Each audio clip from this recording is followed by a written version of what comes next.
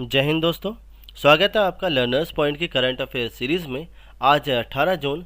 हम लेकर आए हैं 17 जून में बने सभी इंपॉर्टेंट क्वेश्चंस जो कि आपकी परीक्षा की दृष्टि से बहुत ही ज़्यादा महत्वपूर्ण है, चाहे वह परीक्षा एचएससी की हो, बैंकिंग हो, रेलवे हो या फिर डिफेंस की। सभी क्वेश्चन बहुत ही ज़्यादा महत्वपूर्ण हैं। चलिए देखिएगा, तो पहला क्वेश्चन देखते हैं।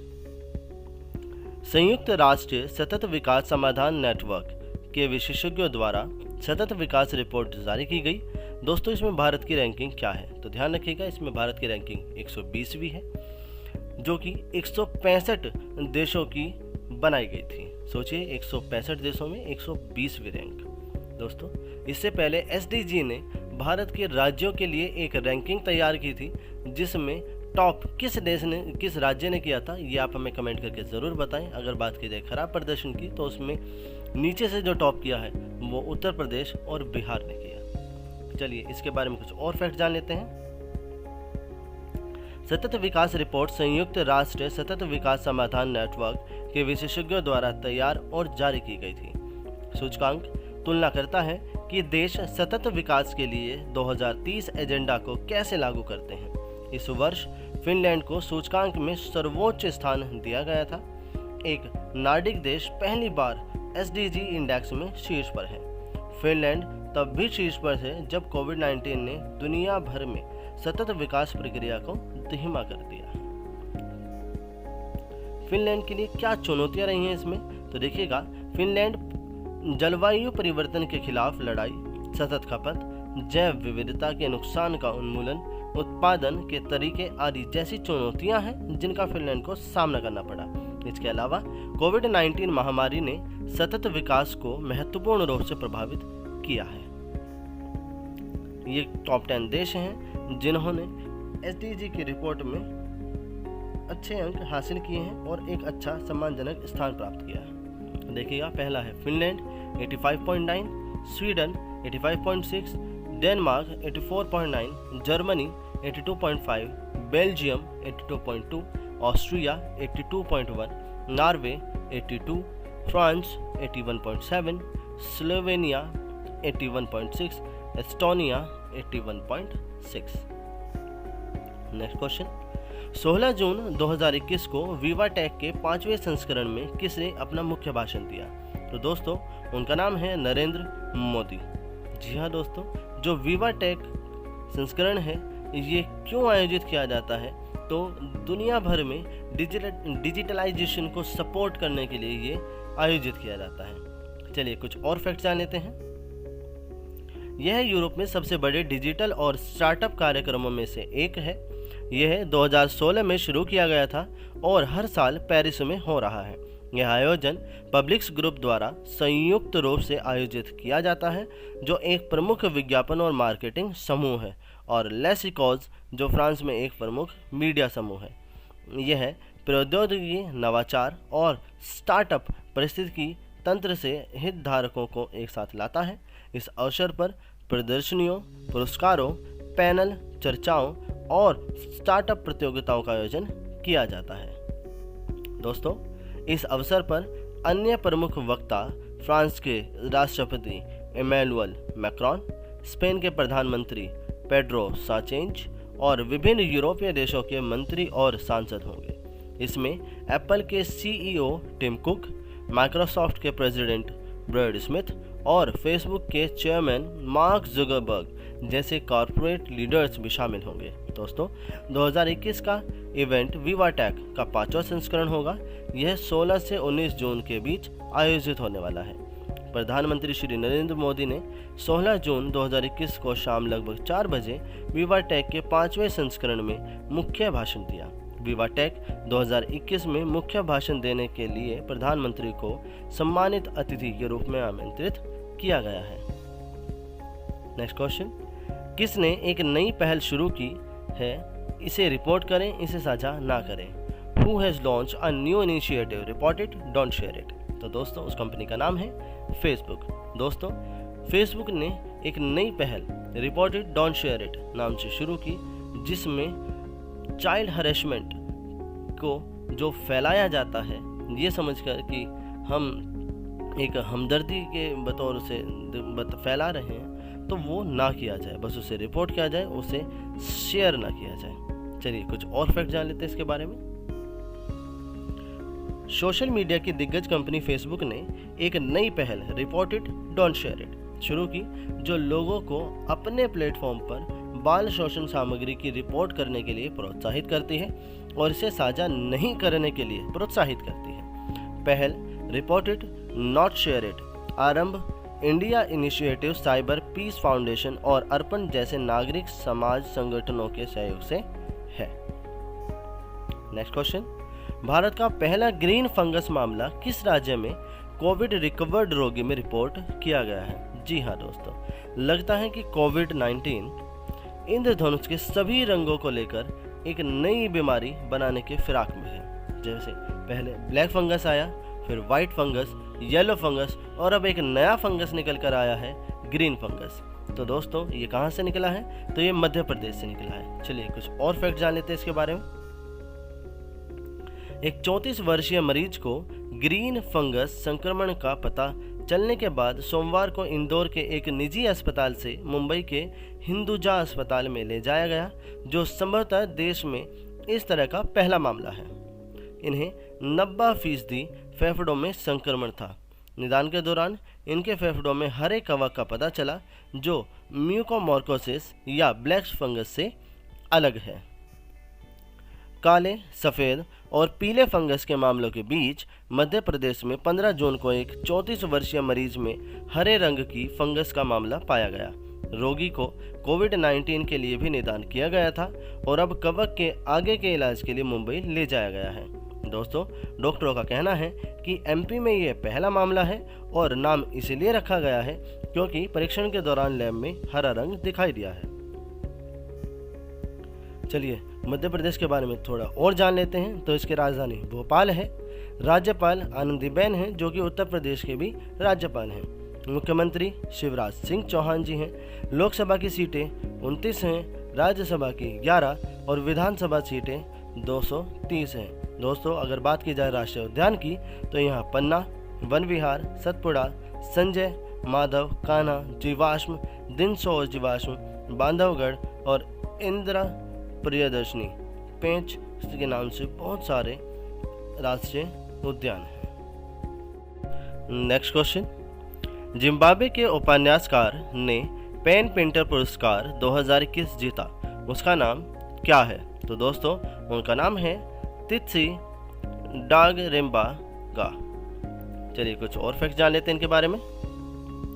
जिम्बाब्वे की बुकर शॉर्टलिस्ट लेखिका तित्सी डांगारेम्बगा, जिन्हें पिछले साल भ्रष्टाचार के विरोध में हरारे में गिरफ्तार किया गया था, को पेन पेंटर पुरस्कार से सम्मानित किया गया है। उनकी उथल पथल के समय में भी महत्वपूर्ण सत्य को पकड़ने और संवाद करने की क्षमता के लिए प्रशंसा की गई है। डांगरेम्बगा को उनके काम दिस मॉनरेबल बॉडी के लिए 2020 के बुकर पुरस्कार के लिए भी चुना गया था। 2009 में स्थापित पेन पेंटर पुरस्कार नोबेल पुरस्कार विजेता नाटककार हेरोल्ड पिंटर की स्मृति मतलब याद में दिया जाता है। वार्षिक पुरस्कार एक लेखक को दिया जाता है जिसके पास वेबसाइट द्वारा निर्देशित नाटकों, कविताओं, निबंधों या उत्कृष्ट सदस्यता रत्नों का एक महत्वपूर्ण निकाय होना चाहिए। नेक्स्ट क्वेश्चन, भारत ने free and open Indo Pacific को साकार करने के लिए हिंद महासागर में किसके साथ द्विपक्षीय नौसैनिक अभ्यास किया है? तो दोस्तों वो है जापान। जी हाँ दोस्तों, ये क्वेश्चन डिफेंस के लिए बहुत ही ज़्यादा महत्वपूर्ण है। चलिए कुछ और फैक्ट जान लेते हैं। भारतीय नौसेना और जापानी समुद्री आत्मरक्षा बल के जहाज़ों ने रविवार को हिंद महासागर में free and open Indo Pacific को साक्षात करने के लिए एक संयुक्त नौसैनिक अभ्यास में भाग लिया। एस काहिमा टीवी 3508 और जेएस स्टोयुकी टीवी 3518 ने हिंद महासागर में आईएनएस कुलिश P63 के साथ एक द्विपक्षीय अभ्यास किया। दोस्तों कहाँ किया? तो ध्यान रखिएगा, हिंद महासागर में।